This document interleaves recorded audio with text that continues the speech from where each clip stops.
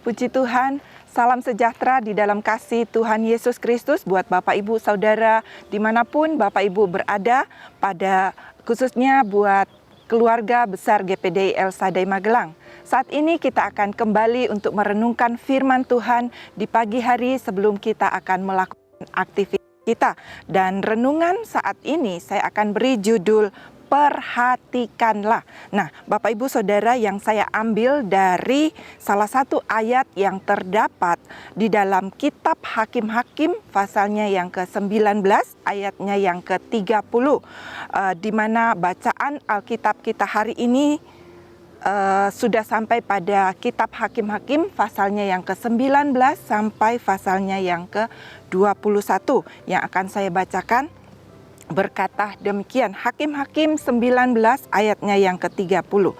Dan setiap orang yang melihatnya berkata, hal yang demikian belum pernah terjadi dan belum pernah dilihat sejak orang Israel berangkat keluar dari tanah Mesir sampai sekarang. Perhatikanlah itu. Pertimbangkanlah itu, lalu berbicaralah. Puji Tuhan, kalau kita melihat apa yang dicatat dalam kitab Hakim-Hakim pasalnya yang ke-19 sampai pasalnya yang ke-21 ini menceritakan tentang bagaimana keadaan kehidupan bangsa Israel setelah Musa, Yosua, dan para tua-tua serta hakim-hakim tidak lagi memimpin mereka. Maka kehidupan bangsa Israel saat itu dikatakan makin jauh dari Tuhan. Sehingga apa yang terjadi Bapak Ibu Saudara, kalau kita melihat pada ayatnya yang pertama di dalam pasal yang ke-19 ini, kita melihat apa yang terjadi di tengah-tengah kehidupan bangsa Israel pada waktu itu. Di sana dicatat tentang peristiwa yang begitu mengerikan dengan terjadinya kemerosotan moral dan kemerosotan rohani. Mereka hidup dalam persinahan, mereka hidup dalam pelecehan seksual, ada terjadi pembunuhan, mutilasi, dan kekerasan-kekerasan lain terjadi. Bahkan dikatakan sampai terjadi perang saudara. Nah, Bapak Ibu Saudara, dari peristiwa-peristiwa itu dikatakan di dalam dikatakan pada ayatnya yang ke-30 ini, dalam yang menjadi ayat renungan kita, dikatakan di sana setiap orang yang melihatnya berkata hal yang demikian belum pernah terjadi dan belum pernah terlihat. Nah, kita bayangkan Bapak Ibu Saudara, apa yang belum pernah kita lihat terjadi di tengah-tengah kehidupan kita tentunya akan membuat banyak orang yang menjadi takut. Banyak orang menjadi trauma dengan keadaan. Dan kalau kita mengingat peristiwa-peristiwa yang terjadi dalam kehidupan kita pada beberapa tahun yang lalu dengan terjadinya kerusuhan yang besar-besaran di Indonesia, begitu mengerikan, begitu membuat keadaan mencekam. Nah, peristiwa yang demikian terjadi di tengah-tengah bangsa Israel pada saat itu. Nah, sejak orang Israel dikatakan berangkat keluar dari tanah Mesir, mereka belum pernah melihat hal itu terjadi. Dan ini benar-benar terjadi pada zaman itu. Dan Bapak Ibu Saudara, di sini kita melihat kenapa hal itu terjadi dalam kehidupan bangsa Israel. Apakah Tuhan membiarkan mereka? Apakah Tuhan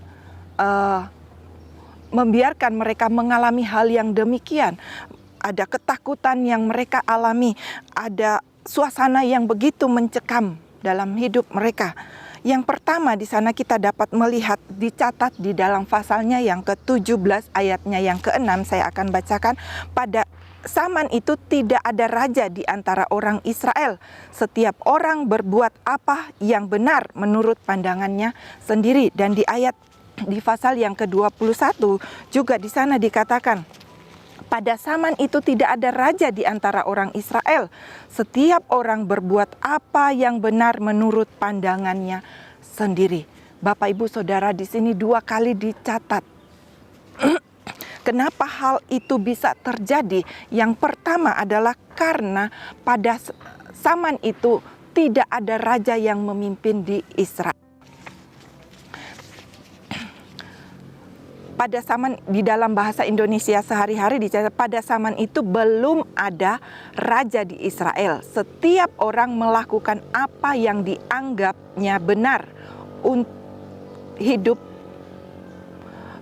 apa yang dianggap benar. Nah, Bapak Ibu Saudara yang kekasih di dalam Tuhan, di sini kita melihat ketika satu daerah tidak dipimpin oleh seorang yang menjadi pemimpin mereka, maka akan terjadi kekacauan. Nah, di sini kita melihat Bapak Ibu Saudara, kenapa hal itu bisa terjadi? Yang pertama, karena mereka tidak hidup berpegang pada hukum-hukum Taurat, hukum-hukum Allah. Nah, Bapak Ibu, pada zaman itu belum ada raja yang memimpin mereka, sehingga terjadi kehidupan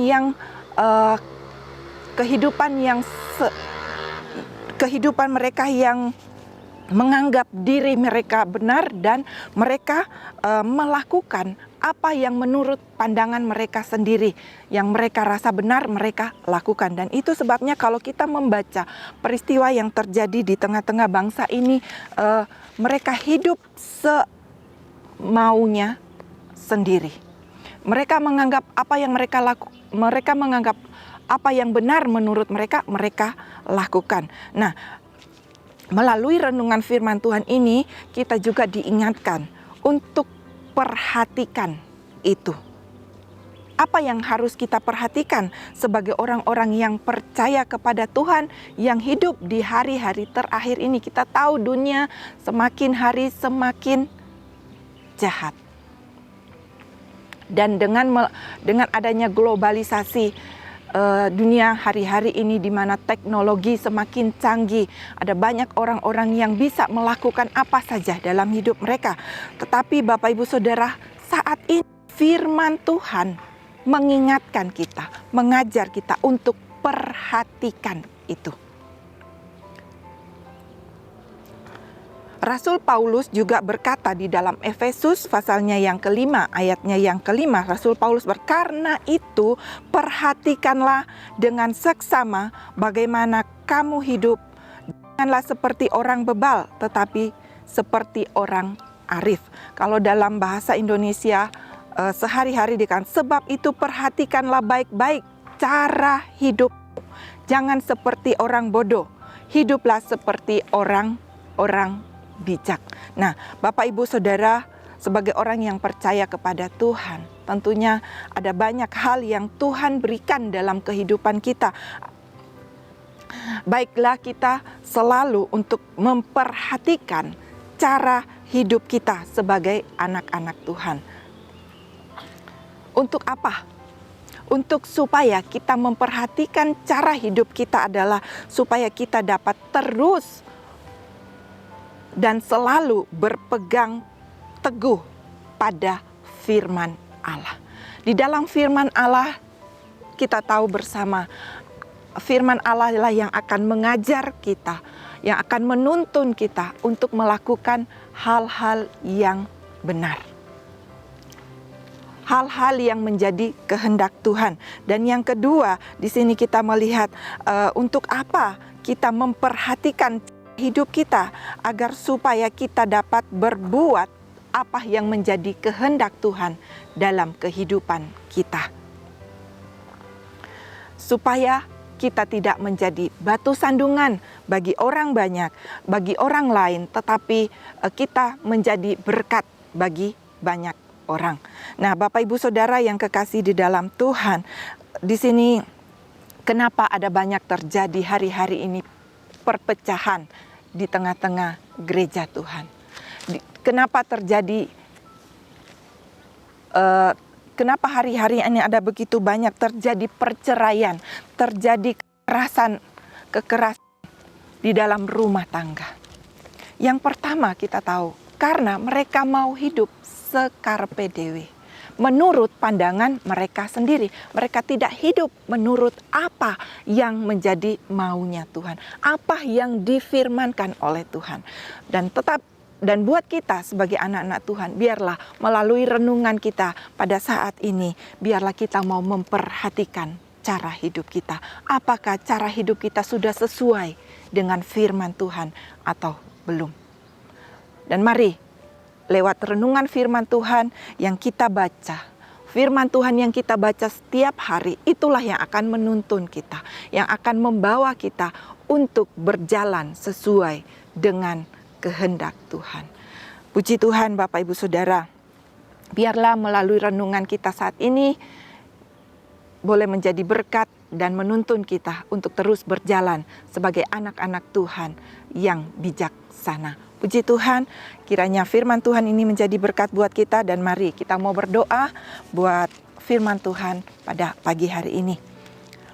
Bapa yang ada di dalam sorga, pada saat ini kami datang kepadamu untuk bersyukur buat kasih setia Tuhan, penyertaan Tuhan, karena Engkau yang telah menyerahkan dirimu untuk membebaskan kehidupan kami, umat-umat-Mu, sidang jemaat GPDI El Sadai Magelang dari segala kejahatan, dan untuk menguduskan bagi dirimu suatu umat kepunyaanmu sendiri yang rajin berbuat baik. Itu sebabnya Tuhan, lewat kebenaran firman-Mu pada pagi hari ini, biarlah Tuhan firman-Mu itu terus meteraikan dalam kehidupan kami. Biarlah firman-Mu itu yang akan terus membimbing kami, menopang kami, meneguhkan iman percaya kami, untuk kami terus dapat berjalan di dalam kebenaran-kebenaran firman-Mu Tuhan, sesuai dengan rencana dan kehendak Tuhan dalam kehidupan kami. Terima kasih banyak Bapa, kami mengucap syukur dan kami serahkan seluruh kehidupan kami sepanjang hari ini di dalam nama